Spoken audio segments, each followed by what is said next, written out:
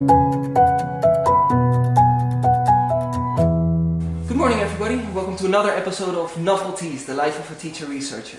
Now the other day I was at the International House Conference in Barcelona and I was blown away by a talk which took place at the end of the day by Norrington-Davies, and the title of his talk was From Rules to Reasons. He's also the author of the book From Rules to Reasons, Grammar Teaching from Rules to Reasons, so make sure you check out that book as well. Danny, thank you very much for being here. Thank you very much for having me. It's my pleasure. It's my pleasure. I really was fascinated by your talk yesterday. Yeah, thank you. You started off your talk with something that really, that was, in my opinion, very interesting. The fact that there's this relationship between the textbook, teacher, and student. Could you elaborate on that? It's. I've been teaching for a long time, so I think you end up with this sort of. You start off really kind of holding on to course books and course book materials, and then you critique and critique and critique. And I think the sort of final kind of real breaking point for me was thinking about once I started to think about the three roles of in a classroom when a teacher's using a course book or a textbook. So the writer of the material, the teacher themselves, and obviously the students.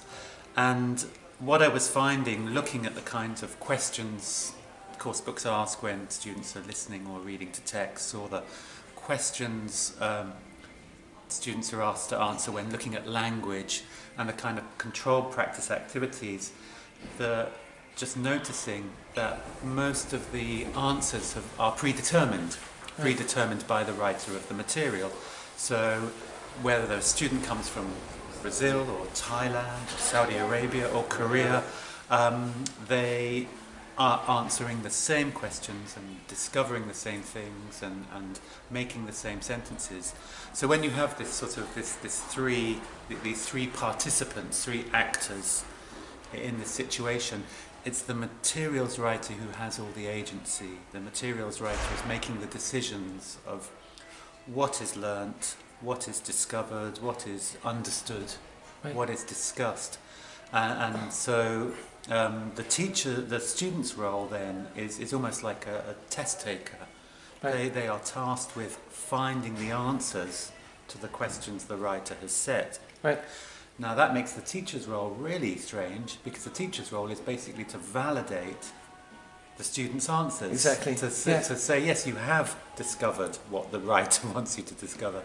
And so it's very odd for me that when you think about agency, is that in the classroom, the actor, the participant with the most power, the most say, if you follow a course book to the letter, is the course book writer. The one participant who isn't actually in the room. And that just was an odd state of affairs. No, and I totally agree with that as well, especially when you mentioned the role of agency in the classroom and the importance of that it's basically the textbook writer itself being in control of the situation in the classroom while actually not being there. And so we both, and Anna Stetsenko writes about this as well, when she mentions that we should try to look for collaborative practices in the classroom as well, in which we can give more freedom to the students for them to not only carry out actions in line with their knowledge, but also their own emotions in line with their own way of being.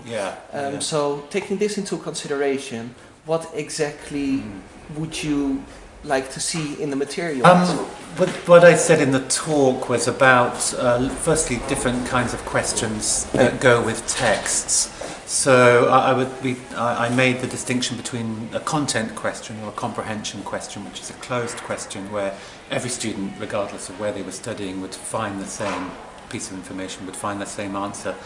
And what I found in some, it's I wouldn't call it research, it's really just a question count that I did, that content questions are forming about 86% of the questions asked in certain course books, over 80% in the course books I've looked at.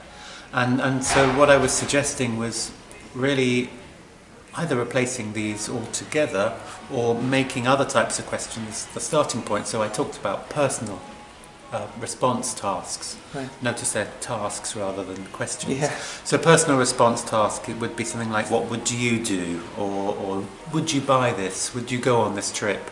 Right. What would you order from this menu? Type thing. So the students are having a bit more of a personal reaction to the text. And the second type of question is what are evaluative questions. So it would be kind of, what do you think they should do?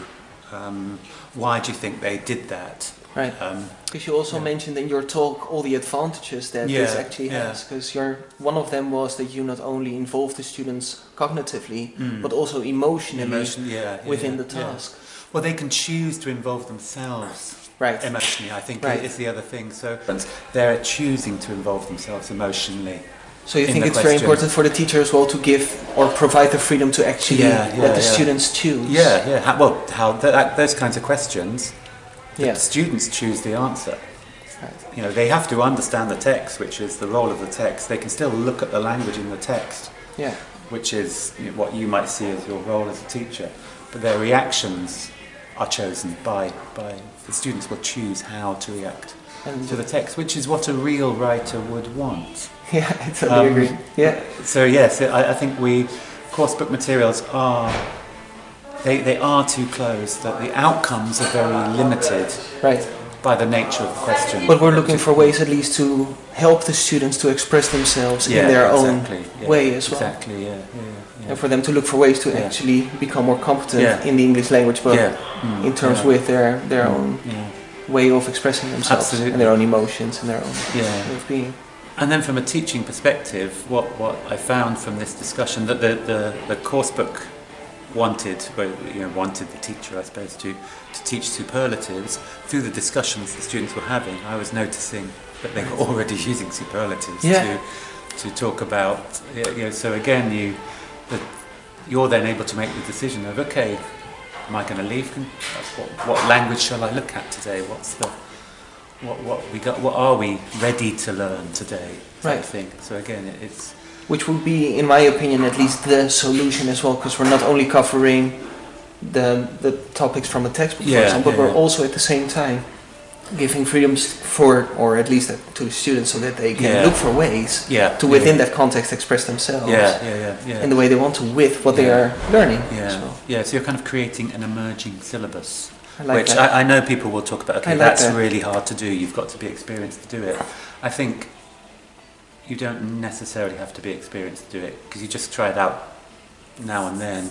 And what I suggested in the talk is, if you are a new teacher and this does worry you, then use those kind of questions, evaluative and personal response questions, and just record the interaction, and then listen to it and think, what would I have done if I wanted to work with the language? Right.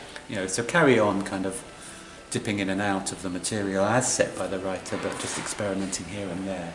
Right. So that you're not just jumping into I'm going to do it like this from now on. I would like to thank Danny once again for his contribution and further elaborate this idea of how important it is for us teachers to actually reflect on our practice. Why is it so important to reflect on our practice, and what would be the most efficient way to do so?